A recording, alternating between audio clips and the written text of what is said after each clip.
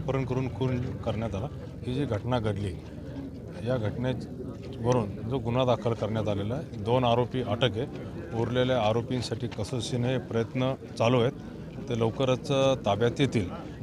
आणि संक्षिप्तपणे सांगायचं म्हटलं तर याला काही गावकऱ्यांनी, काही पोलीस अधिकारी, एक PSI त्यांच्यावर काही आरोप केले होते। थोडंसं आम्ही थोडक्या कालावधीत चौकशी केली, त्यांना सस्पेंड करण्यात आलेलं।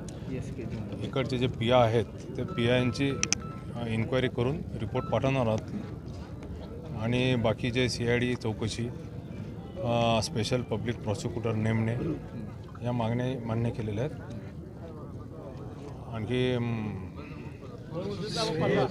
आणि जे घटनेत जे सामील आहे, आणखी काही आरोपी निष्पन्न होतील त्यांच्यावर कारवाई करण्यात। साधारणतः किती झाले बाकीच्या आरोपींना अटक करण्यासाठी किती पथकं वगैरे तैनात करण्यात आली आहेत? दोन आरोपींना अटक करण्यात आलेली आहे। जे काही महत्त्वाचे आरोपी आहेत त्यांच्यासाठी 2 पथकं रवाना झालेली आहे। ती 2 पथकं स्पेशल क्राईम ब्रँचचे रवाना झालेली आहेत आणि बाकीचे स्थानिक पोलीस स्टेशनचे आणि धाराशिव जिल्ह्याचे काही पोलिसांची मी मदत घेत आहोत। थँक्यू.